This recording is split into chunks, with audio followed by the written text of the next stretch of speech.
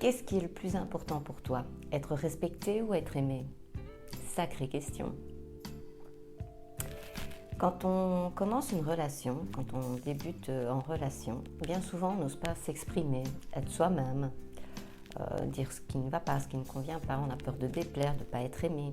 Est-ce que ça t'est déjà arrivé? Bonjour, je suis Sandra Mesdac, coach de vie, et j'accompagne les femmes à transformer leur vie en devenant elles-mêmes tout en étant en accord avec leurs valeurs. Cette question m'a été inspirée puisque à l'heure où je tourne cette vidéo, je suis en séminaire à Bordeaux dans le cadre d'un séminaire marketing et l'organisateur nous expliquait justement qu'il fallait savoir poser des limites, savoir dire non dans notre activité aussi. On ne peut pas plaire à tout le monde. Donc je rapporte cette remarque dans la vie aussi de tous les jours, dans nos relations, qu'elles soient amicales ou amoureuses. Je ne sais pas si toi ça t'est déjà arrivé, en tout cas moi il y a quelques temps c'était le cas, je fonctionnais un petit peu aussi comme ça. Je n'osais pas toujours trop m'imposer, ou en tout cas au début d'une relation, pour ne pas déplaire à l'autre, pour ne pas trop le bousculer ou donner une mauvaise image de moi. Et c'est un tort. Est-ce que toi ça t'est déjà arrivé? Si je prends un exemple, ton compagnon te propose d'aller au cinéma et toi, tu n'as pas du tout envie, tu détestes aller au cinéma, tu préfères être chez toi, dans le canapé, coucouner devant la télé. Mais tu y vas quand même, tu te forces à y aller. Alors c'est vrai qu'on peut le faire occasionnellement pour faire plaisir, mais quand tu te forces à le faire, c'est pas top parce que tu n'es pas vraiment toi-même et puis tu ne l'exprimes pas, tu dis que tu n'aimes pas, mais dis-le tout simplement.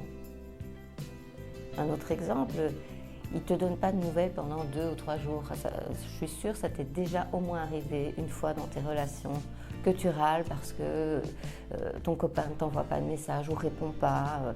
Pendant 2 jours, il te laisse dans le vent et tu te fais 1000 et un films parce que nous les femmes, on a l'air de se faire des films aussi.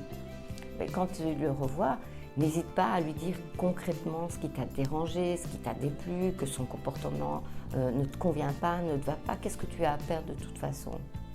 Un troisième exemple qui te parlera peut-être dans les rapports intimes. Peut-être des choses qu'on t'a demandé de faire et que tu n'avais pas forcément envie, mais que tu as fait quand même, que tu t'es forcé à faire pour plaire à l'autre, pour pas qu'il s'imagine, je sais pas, que tu étais peut-être frigide ou je sais pas, mais en tout cas qui ne te correspondent pas. Mais parle-lui-en. Une relation, si tu veux qu'elle soit saine, il faut savoir communiquer, il faut savoir être toi-même, il faut garder ta personnalité.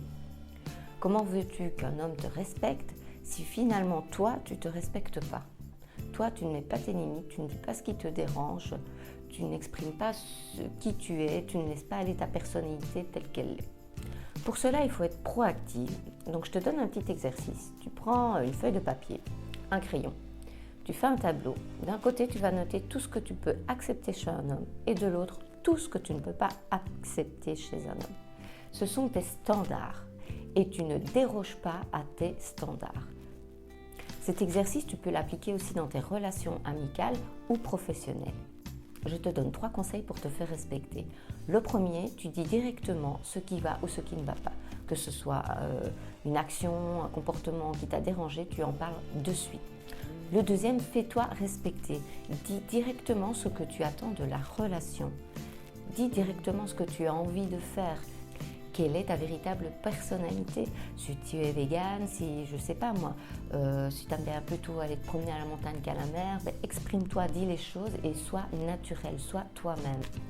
Et le troisième conseil, il faut savoir dire non.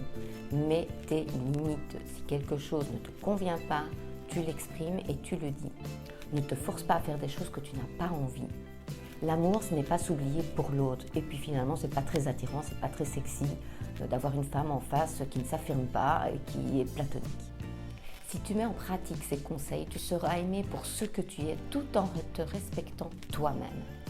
Si cette vidéo t'a plu, si elle peut aider quelqu'un, tu partages, tu likes et surtout, tu t'abonnes à ma chaîne pour les vidéos suivantes. Je te dis à très bientôt et tu prends soin de toi.